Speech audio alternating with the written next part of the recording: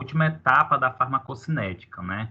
E aí, só para relembrar alguns pontos importantes sobre essa característica, tá? Da farmacocinética, vamos lembrar o seguinte, que a farmacocinética, ela é uma característica que envolve o movimento que o medicamento ele faz no organismo, tá? E aí, quando a gente fala na nomenclatura, na etiologia da palavra, farmacocinética significa de modo que cinética significa movimento, fármaco de substância. Então, movimento do fármaco, movimento da substância no organismo. E a substância, ela se movimenta de modo geral por 4 processos, por 4 etapas, que seria a absorção, a distribuição, os processos metabólicos e a eliminação. E aí nós estudamos, né, em aulas anteriores, a absorção, a distribuição, o metabolismo, e hoje nós vamos falar sobre a eliminação, que é a última etapa da farmacocinética, tá? E aí, quando nós falamos o termo eliminação, excreção, eu estou me referindo ao aspecto da retirada da substância de dentro do organismo, tá? Então, a gente retira essa substância dentro do nosso organismo. E existe vários meios de se eliminar as substâncias. Lembrando que esse aspecto da eliminação de substâncias não são somente daquelas que nós ingerimos, tá? Não é somente de substâncias exógenas, mas também de substâncias endógenas. Substâncias que são produzidas pelo nosso corpo também são eliminadas, tá? E aí, turma, quando nós pensamos, né, nas vias de eliminação ou excreção, né, tem esses dois nomes aí, eliminação e excreção, quando nós pensamos nessa característica aí de eliminação ou excreção, de modo geral, nós estamos pensando em numerosas vias que as substâncias podem ser eliminadas. Elas podem ser eliminadas pela bile, pelos intestinos, pelo pulmão, pelo leite na lactantes, pela transpiração, e, sem dúvida, o mais importante meio de eliminação das substâncias é através dos rins na produção de urina, que de modo geral é o que eu vou mostrar aqui para vocês. Como é que ocorre a retirada da substância, a eliminação da substância do nosso organismo a partir do sistema renal.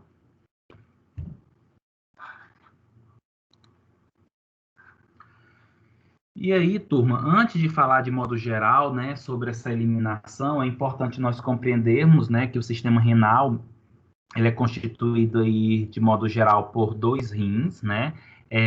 O sistema renal ele tem como principal função a limpeza do sangue, tá? A purificação do sangue, a retirada de substâncias inadequadas do sangue ou tóxica, tá? Ou substâncias que são dispensáveis para o nosso organismo, ou seja, aquelas que não têm mais necessidade de estar ali, por exemplo, tá? Outro ponto muito importante quando se pensa aí no sistema renal é que o sistema renal ele é formado por células específicas que ajudam nessa filtração, que no caso é chamado aí, por exemplo, de nefro, tá? Então, quando eu falo de nefro, eu estou falando da célula renal, tá? É tanto que, por causa do nome da célula renal, tem a especialidade, por exemplo, nefrologia, né? Então, o nome da célula, que de modo geral é responsável aí para a composição do sistema renal, é o nefro. Gente, o sistema renal ele tem milhões de néfrons, ou seja, milhões dessas células. E, consequentemente, o sistema renal ele é constituído por porções. O que seriam essas porções? Por partes, né? Então, nós temos ali o glomérulo, que é a região onde chega o sangue. Nós temos os túbulos ocos, e esses túbulos ocos eles são divididos, de modo geral, em túbulo contorcido proximal, alça de Henle, túbulo contorcido distal e o ducto coletor. E essa característica, né, do sistema renal, ela está associada ao quê? Tá? Ela está associada, de modo geral, turma, à capacidade, essa característica de filtração. Por que que o sistema renal ele é um sistema oco? Tá? Por que que ele é um sistema oco? Porque ele capta o que é dispensável para o corpo, oriundo, proveniente do sangue, e vai armazenando durante esse túbulo oco. Vai ficar tudo armazenado ali, até chegar na bexiga, até chegar na formação da urina.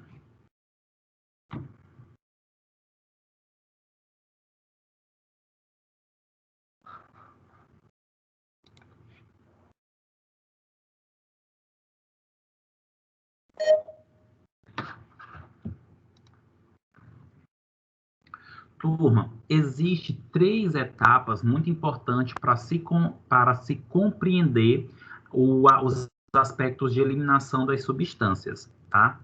Olha só, existe a filtração glomerular, a secreção tubular e a reabsorção tubular. Então, são 3 etapas que podem ou não acontecer no processo de eliminação das substâncias do nosso organismo. Lembrando que quando eu falo eliminação de substâncias, não são somente substâncias provenientes de fontes exógenas, como as substâncias oriundas de fora do nosso corpo. Nós também eliminamos substâncias aí que são produzidas pelo nosso corpo e que não tem mais nenhuma necessidade ali e acabamos eliminando, tá? Então, o que é a filtração glomerular? Gente, filtração glomerular, o próprio nome está já nos dizendo o que significa. Filtração é filtrar, é separar, é colocar uma porção de um lado para outro. Glomerular se refere ao quê? Que a filtração vai acontecer na região do glomérulo, já que eu vou mostrar uma imagem para vocês em relação a isso, tá?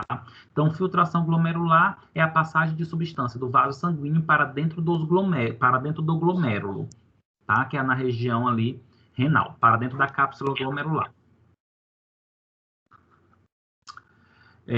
Olha só, gente, os fármacos chegam aos rins pelas artérias renais e, consequentemente, aquelas substâncias, os fármacos que estão na sua porção livre, acaba, em grande parte, saindo de dentro do sangue, de dentro do vaso, e migrando para os túbulos renais, tá? Como, por exemplo, para a cápsula glomerular, que pode ser chamada aí de cápsula de Bowman ou espaço de Bowman. Tá? O que acontece? Nem toda substância, tá, turma? Nem toda substância que chega até o glomérulo, ela vai conseguir ser filtrada. Ou seja, nem todas as substâncias vai conseguir chegar até os rins e entrar já diretamente nos túbulos renais. Quando isso não acontece, aquelas substâncias que não conseguiram ultrapassar o glomérulo e ir para dentro dos túbulos, elas acabam saindo da região glomerular pelas arteríolas, de modo geral, pelas arteríolas eferentes, e aí essa substância que sai pelas arteríolas eferentes, ela fica circundando os túbulos pelo conjunto de capilares que tem ali ao redor, né, que é o plexo capilar em si. E aí, essas substâncias que vão para esse conjunto de capilares que fica ao redor dos rins, acabam secretando aquela substância dentro dos túbulos, ou seja, se vê obrigado literalmente a ocorrer aí essa secretação, tá? Da substância em si. Gente, quando isso acontece, quando a substância ela passa pelo processo de secreção tubular, consequentemente significa aqui que tem um transporte ativo. Secreção tubular só consegue acontecer quando se tem gasto de energia através do transporte ativo. Ou seja, a substância ela é quase que empurrada de dentro do plexo para dentro dos túbulos renais, através do processo de secreção. Enquanto a filtração ela é muito simples, ela é um processo passivo. Simplesmente o que acontece? Sai dali do túbulo, sai dali do vaso, do vaso sanguíneo e entra dentro do túbulo, sem muitos problemas.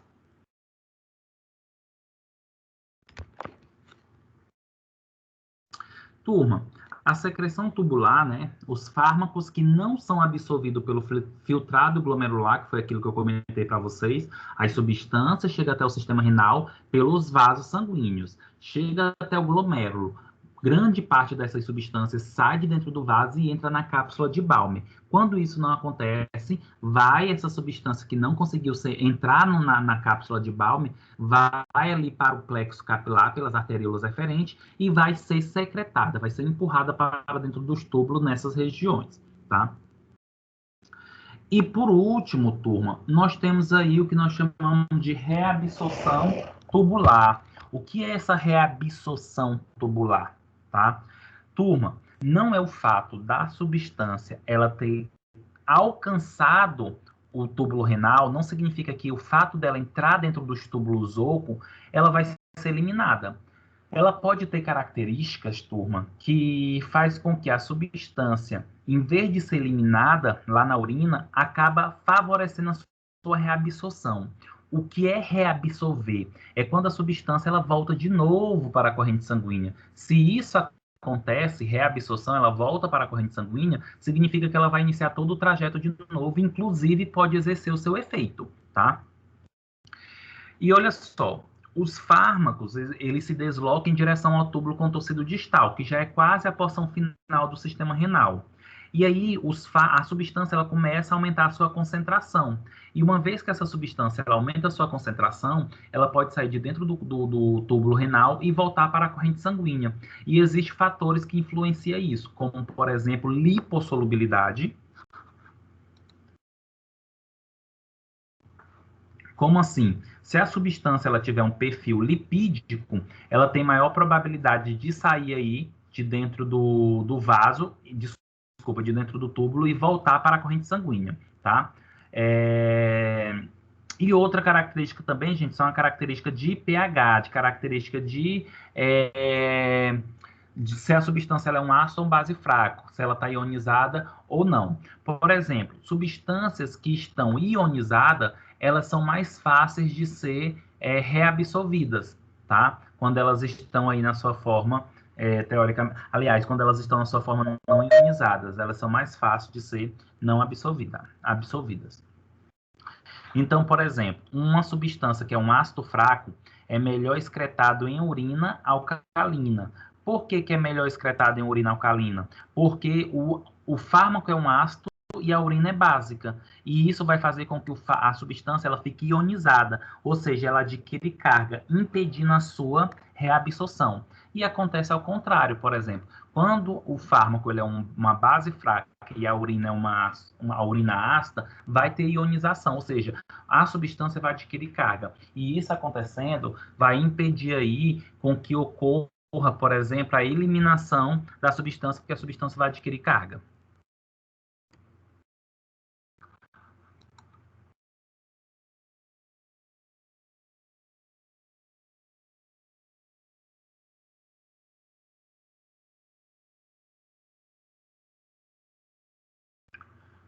Turma, consequentemente, olha só, pensando nessa característica aí, tá?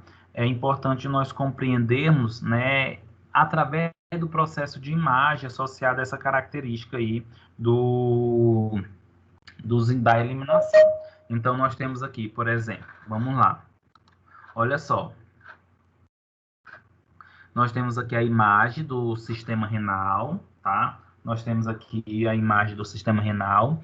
E aí, começando, inclusive tem uns nomes associados. Então, só para vocês compreender. Olha só, gente, nós temos aqui, teoricamente, um rim, tá? E aí nós temos o glomérulo, que é esse conjunto de arteríolas que está aqui no lado esquerdo, tá? Superior da tela. E aí vocês conseguem observar que logo em seguida nós iniciamos o túbulo renal, que é esse amarelo. Aí nós temos a cápsula de Balmer, nós temos o túbulo contorcido proximal, nós temos a alça de Henle, o túbulo contorcido distal e nós temos aqui o ducto coletor. Lembrando que tudo isso que eu estou comentando para vocês, gente, tem a setinha aí mostrando aonde são as regiões, tá? E aí eu comentei o que anteriormente? Que as substâncias, quando elas vão para ser eliminadas, elas inicialmente elas chegam até o rim pela arteríola aferente, tá? Que é onde o sangue chega até o sistema renal por essas arteríolas. Essas arteríolas, elas acabam formando o glomérulo, que é esse emaranhado de arteríola. E esse glomérulo, gente, ele facilita o processo de filtração. As substâncias saem do glomérulo e entram dentro da cápsula de Balmer. E aí essa substância começa a percorrer todo o percurso aí, né? Túbulo contorcido proximal, túbulo contorcido distal, alça de Henle e ducto coletor. Mas o que acontece? Nem todas as substâncias, elas conseguem sair do glomérulo e entrar dentro do túbulo. Quando essas substâncias não fazem isso, elas acabam saindo do glomérulo pela arteríola eferente e indo para esse plexo capilar. Que esse plexo capilar é essa quantidade de veiazinhas que estão circundando o sistema renal, tá? Que estão circundando aí o sistema renal. Perfeito. Nesse sentido, olha só o que acontece. Nesse sentido, olha só o que acontece. O sistema, as substâncias, quando estão nessa região do plexo, acabam sendo secretadas. Ou seja, as substâncias, elas saem do plexo capilar e são empurradas dentro do túbulo contorcido. Pronto. As substâncias que deveriam ser eliminadas estão todas dentro dos túbulos renais. Agora, o que vai acontecer? Essas substâncias, elas podem ser reabsorvidas ou não. Vamos entender o que é o termo reabsorvido. Gente, reabsorver significa, olha só, reabsorver significa a substância voltar para a corrente sanguínea. E existem alguns fatores associados a isso, tais como que, se o fármaco, se a substância, seja ela fármaco ou não, tiver perfil lipídica, se tiver perfil lipossolúvel, essa substância ela acaba reabsorvendo, ela acaba voltando para a corrente sanguínea. Em algum desses pontos aqui do sistema renal, dos túbulos, pode ter aí a reabsorção, ok? Se a substância não é... E lembrando, turma, se a substância é reabsorvida, ou seja, se ela volta para a corrente sanguínea, ela pode continuar exercendo o seu efeito. Seja um efeito bom, benéfico, ou seja um efeito tóxico. Isso vai depender aí da substância em si. O que acontece? Se por acaso a substância não for reabsorvida, ela vai continuar dentro dos túbulos renais e vai continuar migrando, né, por esse túbulo aí. Vai continuar migrando por esse túbulo renal até chegar no ducto coletor, que é esse cânulo, né, mais grosso que está no nosso canto direito, tá, da tela, lá embaixo, ducto coletor. O que é esse ducto coletor? Já é o túbulo oco ainda do sistema renal, que já está chegando na bexiga, onde vai ter a formação aí da urina. E aí, uma vez que a substância ela vai lá para a bexiga, para a formação da urina, ela não reabsorve mais, ela vai ser eliminada do nosso organismo. Gente, tem um outro fator, né? São dois fatores primordiais aí para que ocorra a reabsorção ou não das substâncias. O primeiro fator é a lipossolubilidade, como eu comentei para vocês, né? E o segundo fator é a ionização. Drogas que estão ionizadas, tá? Drogas que estão ionizadas, elas são mais fáceis de ser excretadas, tá? Ou seja, aquelas drogas que aparentemente apresentam cargas ou têm cargas, acaba facilitando aí a sua eliminação em si.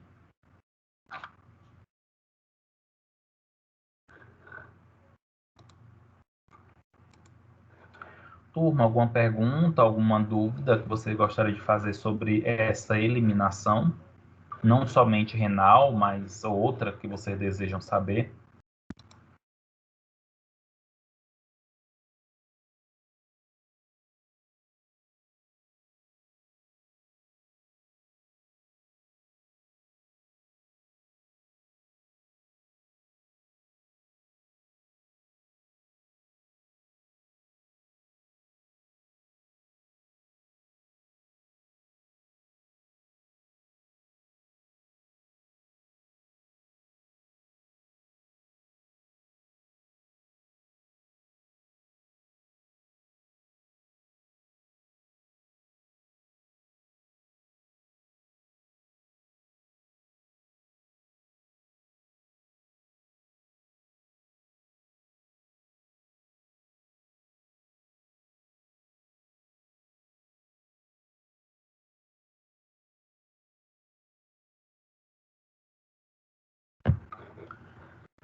Turma, então nós vamos agora falar de dois parâmetros que são importantíssimos aí, que nós chamamos de parâmetros farmacocinéticos, que o primeiro é a depuração ou clearance e o segundo é meia-vida de drogas, tá? Turma, o que seria esse clearance? Em inglês, né, clearance, e que é traduzida aí para o português como depuração. Gente, depuração, Clarence, indica a remoção completa de determinada substância de um volume específico de sangue na unidade de tempo. Em outras palavras, a depuração ela é caracterizada pela capacidade ou a quantidade das substâncias que podem ser eliminadas de um tecido, de um órgão. Então, quando eu falo assim, depuração hepática, eu quero saber quanto da substância está sendo eliminada ou está sendo retirada do fígado, tá? E nesse sentido, essa depuração ela está associada a um conjunto, né? Porque as substâncias, quando nós ingerimos, elas acabam se distribuindo para vários tecidos e, consequentemente, isso aí influenciando alguns aspectos do perfil de eliminação dessas substâncias ou não. Então, quando a gente fala assim, depuração, significa a eliminação da substância de determinado tecido ou do organismo. Nesse sentido, nós temos a clerência total. Quando eu falo clerência total, é a eliminação de toda a substância do nosso corpo, inclusive associada a todos os tecidos ou órgãos, tá?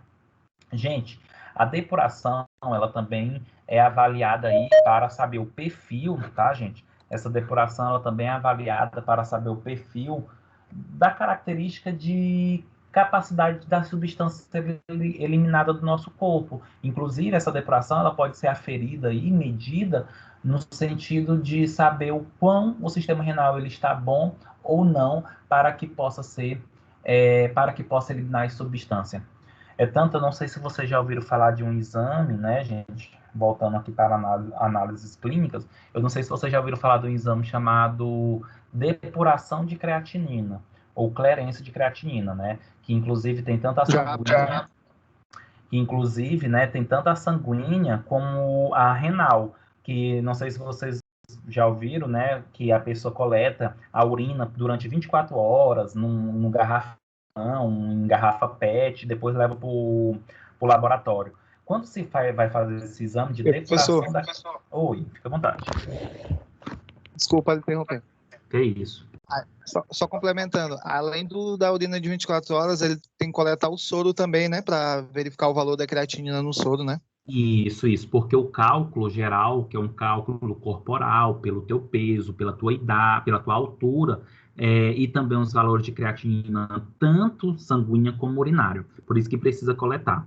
Então, quando a gente fala depuração da creatinina, o clearance de creatinina é literalmente a coleta de urina de 24 horas, e não somente, eu preciso também do sangue, tá? Porque aí eu posso fazer um valor estatístico para saber o quanto que está eliminando aquela substância na urina e quanto está ficando no sangue. Se forem valores discrepantes, eu posso definir se por acaso o indivíduo ele tem uma lesão renal, se o sistema renal está perdendo a sua função, tá? Isso é muito importante.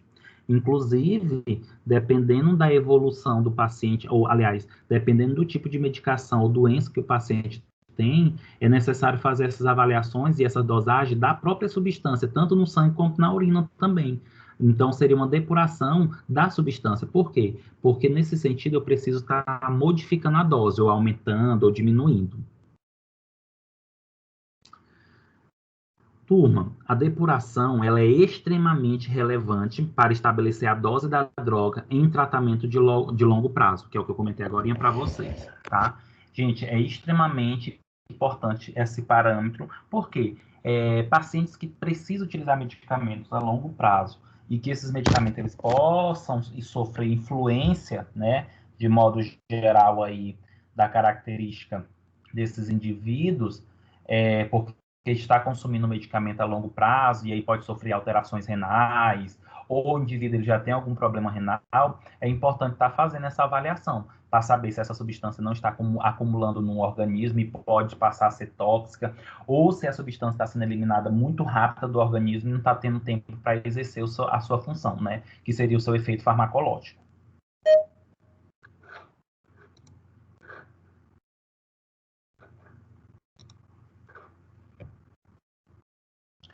E por último, turma, o nosso último slide associado à farmacocinética e, consequentemente, esse parâmetro, né, farmacocinético é meia vida de droga, né? meia-vida da droga, que acredito eu que muitos de vocês já ouviram falar dessa meia-vida de droga, mas qual seria a importância? Gente, quando se fala meia-vida de droga, eu também eu estudo para determinar qual concentração da substância eu tenho que ingerir, a posologia, que horas eu tenho que fazer a ingestão. Então, isso também é muito importante nesta compreensão, tá? Então, gente, meia-vida de droga é um conceito cronológico e indica o tempo em que uma grandeza considerada reduz pela metade do seu valor. Então, vamos entender. Meia-vida, gente, é um valor da unidade de tempo, tá? Mas para eu determinar esse valor em unidade de tempo, eu preciso da concentração da substância e ela tem que ser reduzida pela metade, por isso que fala meia-vida da droga.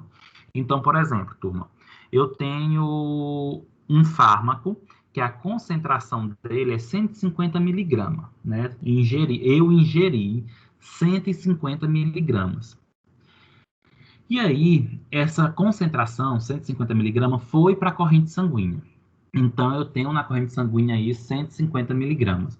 Depois de 4 horas, eu já não tenho mais 150 miligramas, eu tenho uma metade disso, que é 75 miligramas. Então, quando eu chego na metade da minha concentração do que era inicial, eu quero saber o tempo. E o tempo é considerado a minha vida. Então, se eu demorei 4 horas para reduzir pela metade a concentração no meu organismo, significa que a meia-vida da droga é em 4 horas. A meia-vida da droga é 4 horas. E isso nos traz como resposta o quê?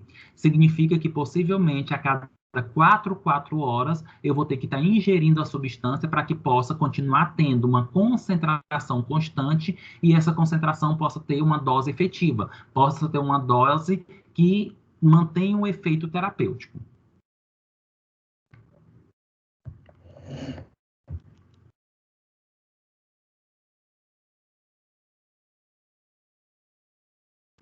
Gente, em farmacocinética, meia-vida, ela representa o tempo gasto para que a concentração plasmática ou a quantidade original de um fármaco no organismo se reduza pela metade, tá? Então, é basicamente o que eu comentei anteriormente para vocês, né? Farmacocinética significa, de modo geral, isso.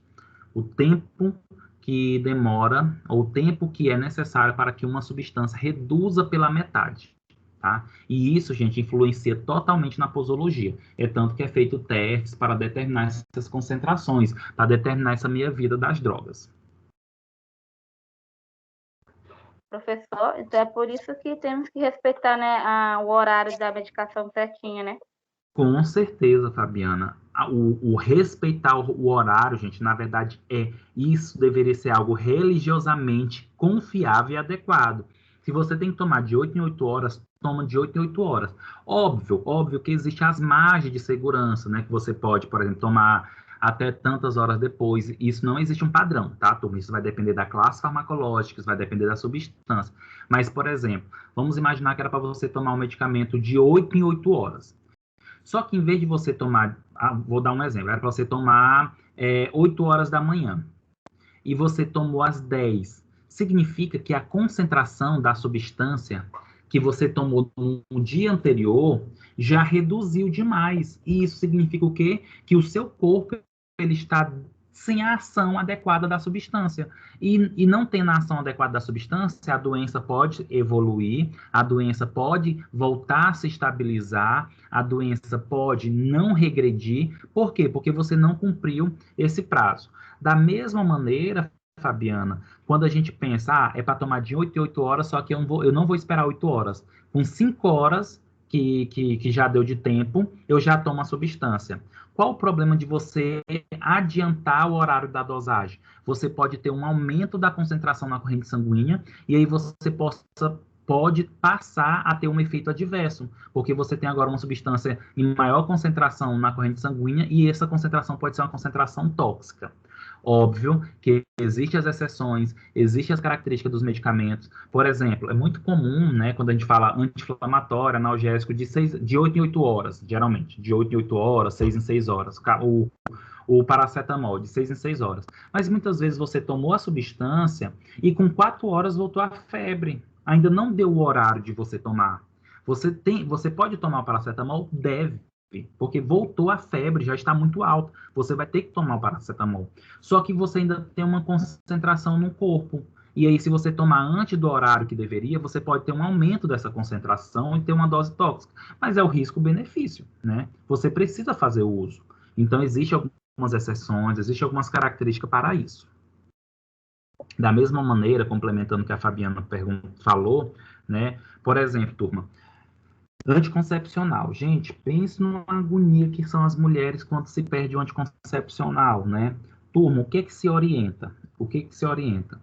Se a mulher deveria tomar o anticoncepcional hoje e esqueceu, amanhã ela lembrou, ela pode tomar o de hoje e o de amanhã, tá? No mesmo dia, não tem problema. Mas se ela esqueceu 2 dias seguidos, já não é mais adequado tomar os 3 comprimidos. Deve esquecer os 2 anteriores, tá? E iniciar e continuar naquele que você lembrou no dia. Por quê? Porque quando você toma 3 comprimidos de anticoncepcional, gente, é uma dosagem muito alta, então você passa a ter uma bomba hormonal, e isso não é bom para o corpo da mulher. Mas mesmo que a mulher esqueça só um dia e no outro dia tome os 2, ou mesmo que ela esqueça 3 dias e no terceiro dia ela tome só aquele daquele terceiro dia e não tome os 2 anteriores, não adianta mais. Ela já perdeu a porcentagem de proteção contraceptiva. Ela precisa durante aquele mês, mesmo continuando o anticoncepcional, fazer o uso de camisinha, tá? Porque senão ela vai, mesmo tomando um anticoncepcional, ela vai correr o risco de ter uma gravidez. E aí a culpa, gente, não é do laboratório. Quantas vezes a gente escuta aí nas farmácias da vida, nos postos de saúde, eu engravidei por erro do anticoncepcional, o anticoncepcional não fez efeito. Vai atrás para você ver que ela que não tomou, ela que esqueceu várias vezes no mês. Aí não tem como ter uma confiabilidade, não tem uma porcentagem de proteção, literalmente. Tranquilo? Sim, professor, tranquilo. Gente, alguma dúvida, algum comentário que vocês desejam fazer?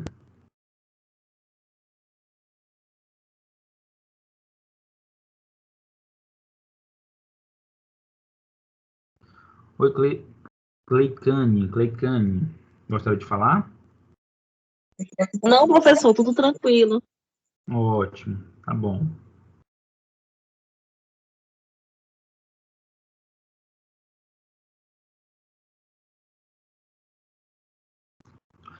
Turma, olha só, nós encerramos o nosso conteúdo de farmacocinética, o nosso último conteúdo teórica, para a gente encerrar a nossa disciplina de farmacologia, é a farmacodinâmica, tá? Que é um conteúdo até que extenso, tá? Mas nós ainda temos o mês todinho de aula, então irei encerrar nosso conteúdo de farmacocinética agora. Não vou ministrar o conteúdo de farmacodinâmica, porque aí vai misturar as informações, e na próxima aula nós já começamos um novo conteúdo que é farmacodinâmica.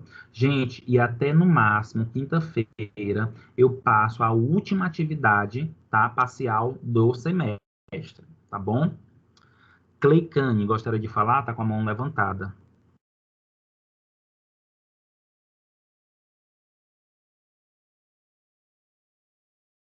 Cleicane. Professor, Larissa.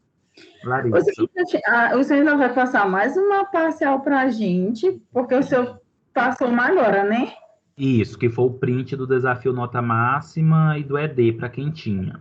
Isso. Aí agora o senhor vai passar mais uma atividade, não é isso? Isso. A atividade que eu vou passar agora, Larissa, vale 500 pontos, porque a parcial 2, que valeria 1.500, ela foi dividida em 2 momentos. O 1.000 para o ED e o desafio nota máxima, e os 500 pontos que está faltando, que eu vou passar uma questão somente, objetiva, e vocês vão responder no sistema, no AVA. Vai ter que entrar no AVA e responder no AVA. A questão vai abrir e vai fechar, como se fosse a prova, tá? É somente... O senhor também fez uma assim pra gente também, não foi? Fiz a segunda atividade da primeira parcial. Isso, foi. Vai ser da mesma maneira. Tá bom. tá?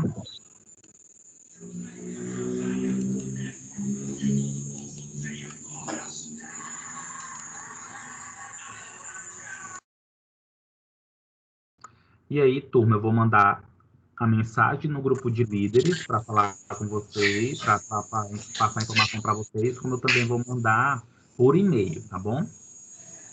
Então, Cleicane, gostaria de falar? Só uma pergunta. Fora o esquecimento da pílula, qual é o outro fator que corta o efeito? A bebida? Cleicane, são vários fatores. Bebida alcoólica, o uso de antibiótico, tá? Pode cortar o efeito do anticoncepcional, principalmente se ele for por via oral. O uso de medicamentos injetáveis, quando a aplicação é inadequada. Olha só, um erro que a gente muitas vezes não dá atenção, principalmente as mulheres, tá? Que fazem o uso de anticoncepcional injetável. Gente, as mulheres que utilizam anticoncepcional injetável, que possivelmente a aplicação é no glúteo, não deve ir de calças apertada.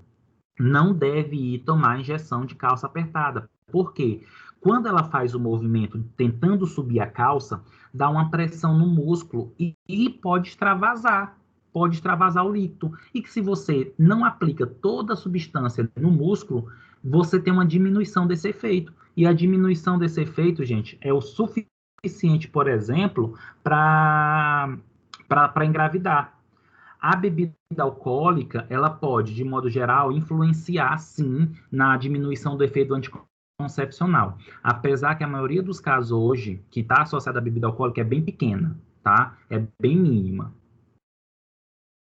Agora, sem dúvida, um dos fatores mais associados mesmo, gente, é o esquecimento. É o esquecimento mesmo, tá?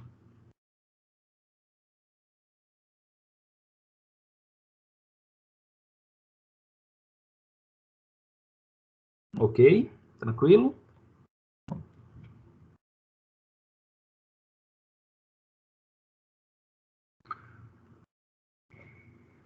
Oi, Fabiola. Oi, professor, eu queria saber se tem algum grupo de farmacologia? Não tem nenhum grupo, tá? Eu só tenho um grupo de líderes de todas as turmas, tá? E aí eu mando as informações lá no grupo de líderes e eles repassam para os grupos deles. Ah, então tem que ver com a minha líder. A gente fez um grupo, professor, de alunos, justamente para a líder, quando o senhor passa algumas informações, ela joga lá no grupo.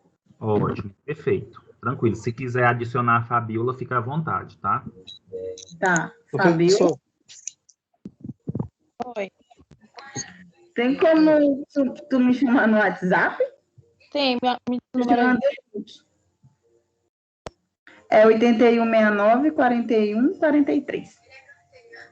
8169 41 43?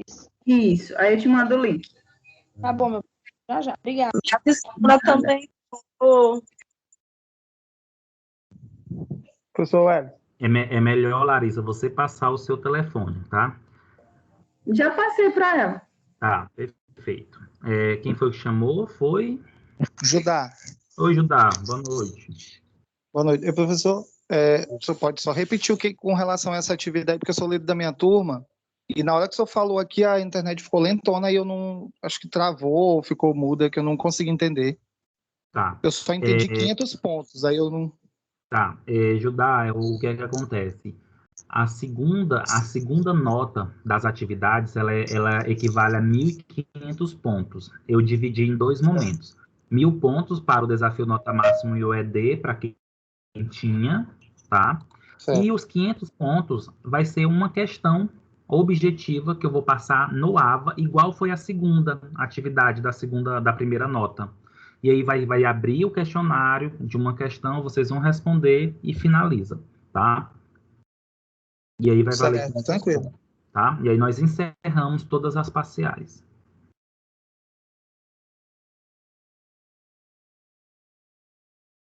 Turma, se não tem nenhuma dúvida, nenhum comentário, viu? Boa noite, ótima semana para todos e até a próxima semana com um novo conteúdo que é farmacodinâmica, que é como o fármaco age no nosso organismo, para onde é que ele vai, o que ele faz.